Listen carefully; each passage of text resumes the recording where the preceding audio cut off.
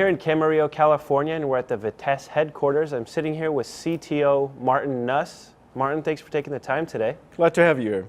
So the industry seems to have reached a tipping point with SDN and NFV. Can you give me a quick overview of those, and why do you think that the industry seems to be driving these new technologies forward? Yeah, SDN, which stands for Software-Defined Networking, and NFV, Network Function Virtualization, are really about two things.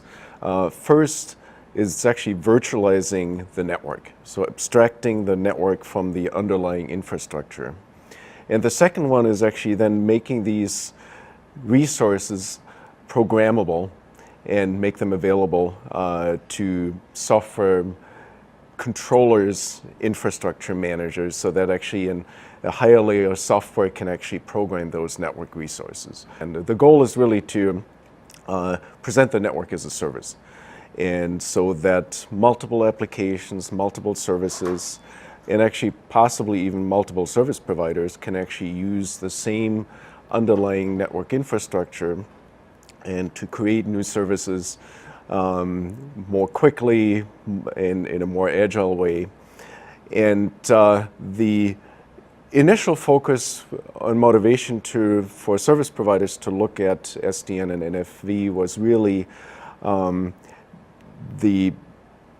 the idea that all these different resources could be shared among multiple applications and so on. So really as a reduction of capital expenditure, because today the network is really very, very differently constructed. Every service actually usually has its own dedicated equipment, and so it becomes very, very cumbersome and glacially slow for a service provider to create a new service, operationalize that service, and then actually get to revenue with that service.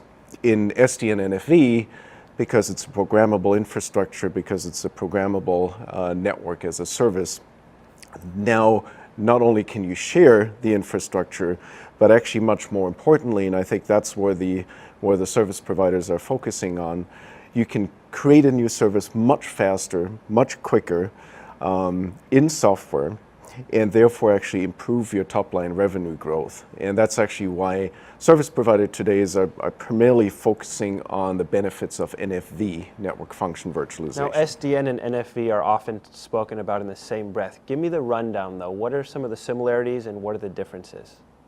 The commonality between SDN and NFV are really that both look at the network in an IT model rather than in the traditional network operations model.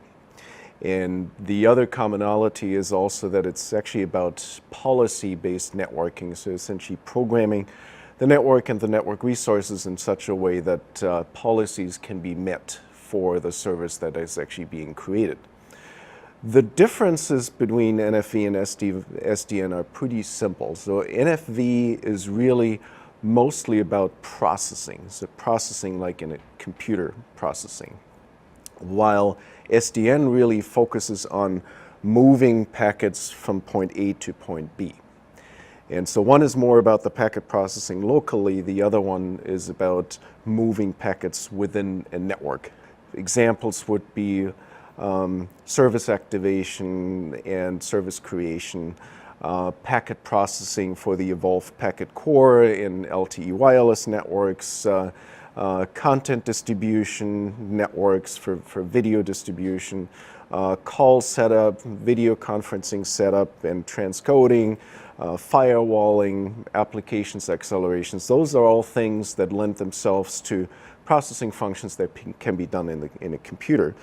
The difference in NFV is really that these compute functions, instead of, as they traditionally are, created in a box, in a physical box that does these processing functions, and you have almost a different box for every application. The idea is to take these processing capabilities and move them into virtual machines inside a server that can now actually reside in a data center. And those data centers may actually not all be centralized, they could be distributed in the network. Some of the compute functions could be at the customer prem as well. On the other hand, how you create a service is you take virtual machines in these distributed servers throughout the network and chain them together to create a new service that can be rolled out.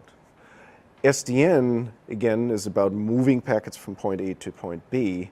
That's the networking function that in today's network is traditionally done by switches and routers in the network. The only difference here is traditionally those are done by dedicated equipment that also has fairly fixed protocols associated to that and a lot of manual configuration. The idea of SDN is take some of these protocols out of the physical boxes and move them into a controller, basically a software controller that has an overall end-to-end view of the network and then can therefore program how packets are being moved from A to B to C throughout the network in a programmable way so that it can be changed and recreated as needed by the application. Now, specifically, what will it take to really harness the strengths of SDN and NFV? What's required to harness the strength of SDN and NFV and actually realize it in a real network are two things. If you actually want something that's programmable, you actually first need to figure out what can be programmed. And you have to create a model around what can be programmed. And so that's what's called a data model. And so once you have that data model, then you can create what's called an applications programming interface, an API, that can actually program those functions. And so those are two critical elements. And what's important for the API is because you're not actually being typical programming of a traditional switch or router involves a lot of manual configurations through protocols that are traditionally called human interface protocols, like CLI, command line interface, HTTP, even SNMP is largely still a human interface. For SDN to really work with a software-based controller, you actually have to be able to talk to a machine. And so those are called machine-to-machine interface APIs. And they need to be full duplex, which means they need to report back to a piece of software what the state of the network or the network element is, statistics, analytics, and then from the top down, the software SDN controller can now program the network element. So it's the data model first, and then a machine-to-machine full duplex API. Let me give you some examples. There's probably some extensions that have to be done in order to model a service end-to-end, which will be required at the end of the day, but I'll just give you Yang as a good data model for a network element. And then examples for machine programmable APIs are netconf, which is XML based, or JSON RPC, which is a very, very efficient full duplex machine-to-machine interface. Another data model and API that's often mentioned in the context of SDN is actually OpenFlow. The problem with OpenFlow is that it is a very, very low-level abstraction and data model and API for primarily based on forwarding. And that is actually very good and has been used effectively inside the data center.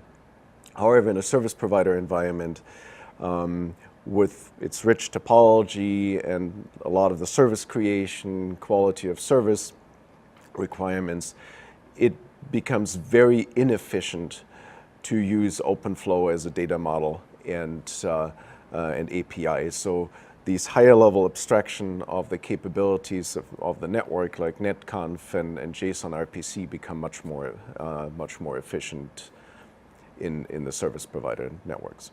Martin, thank you for having us here. I appreciate you taking the time. It was a pleasure talking to you.